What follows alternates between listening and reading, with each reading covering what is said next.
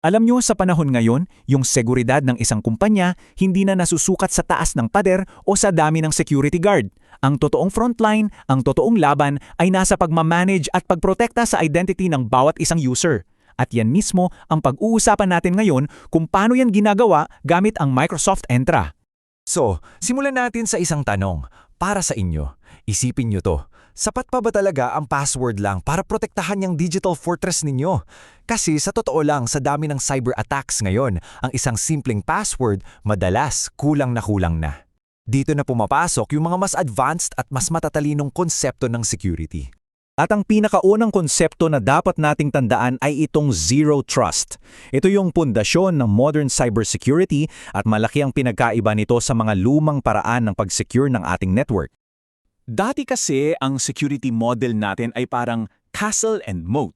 Alam yun, parang kastilyo na may malalim na kanal sa paligid. Ang ibig sabihin, basta nasa loob ka ng network, ng office, trusted ka. Lahat ng nasa labas, automatic, hindi. Pero isipin nyo, sa panahon ng remote work, ng cloud apps, may loob at labas pa ba talaga? Wala na, di ba? Kaya ang bagong modelo, ang new security, ay Zero Trust.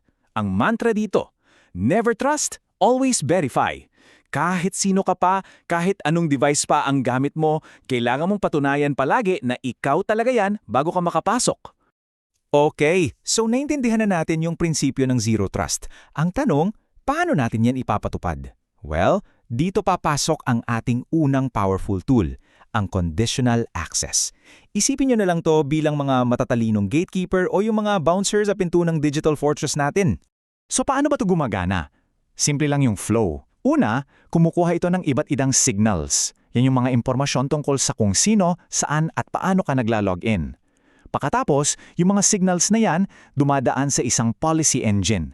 Dito nakalagay yung mga rules ng kumpanya. At base sa signals at sa rules, real-time itong gagawa ng access decision. Papasukin ka ba? I-block? O baka kailangan mo muna ng extra verification?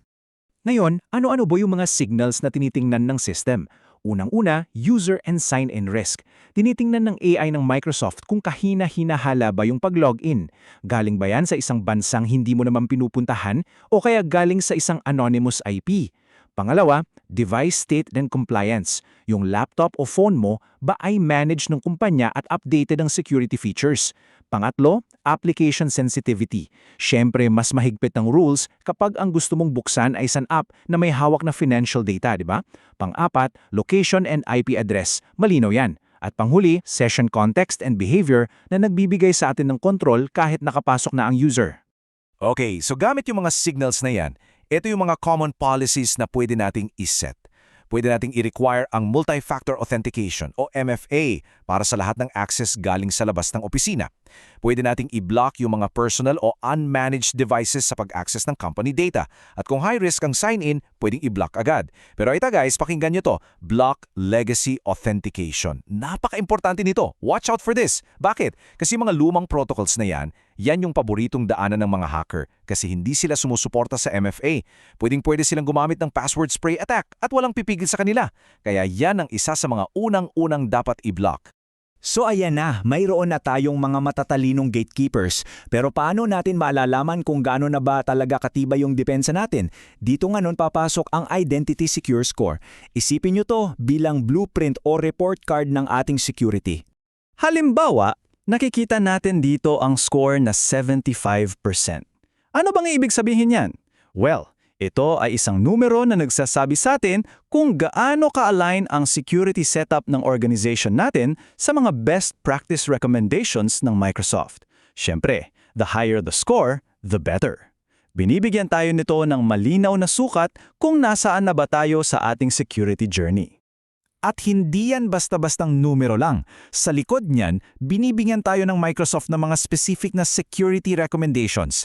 Tapos, itong mga to, nakaprioritize pa as improvement actions, mga konkretong hakbang na pwedeng gawin ng IT admins. Pwede rin nating i-track yung status ng bawat action para alam natin kung ano nang natapos. At ang ganda nito, may benchmarking tools pa para may kumpara natin yung score natin sa ibang mga kumpanya na kapareho natin ng industriya. Para maging accurate ang score, may iba-ibang status tayong pwedeng ilagay. Yung completed, malinaw yan, tapos na. Planned, gagawin pa lang. Ito ang importante, resolved via third party. Ibig sabihin, baka mayroon kayong ibang security tool na ginagamit to address the risk at kinikilala yan ng system. At yung panghuli, risk accepted, kung saan sa SNAD na tinatanggap ng kumpanya yung risk, usually for valid business reasons. Why it matters? Kasi yung flexibility na to ay kumikilala na bawat organisasyon ay unique at may kanya-kanyang setup. Tingnan natin ang isang practical example. May isang kumpanya, tumaas ng 40 points ang score nila. Paano? 3 bagay lang ang ginawa nila. Una, nag-rollout sila ng MFA sa lahat. Pangalawa, nilinis nila at tinanggal yung mga inactive accounts. At pangatlo, at pinaka-importante, binlock nila ang legacy authentication na pinag-uusapan natin kanina. Mga simpleng hakbang pero ang laki ng impact sa security posture. Okay, so napag-usapan na natin ang general access. Ngayon, pag-usapan naman natin yung pinakamakapangyarihang access sa buong kumpanya, yung mga master keys. Para dito, kailangan natin ng special tool, ang Privileged Identity Management o PIM. Dito makikita natin yung core principle ng PIM. Sa kaliwa, meron tayong standing access. Ito yung permanenteng admin rights. Napaka-high risk nito. Bakit? Kasi kapag na-compromise yung account na yan, 24/7 may full access ang attacker. Ang solusyon? Sa kanan, just-in-time access. Ito yung temporary at on-demand access lang. Hihingi ka lang ng admin rights kapag kailangan mo at may time limit yon. This drastically reduces the attack surface.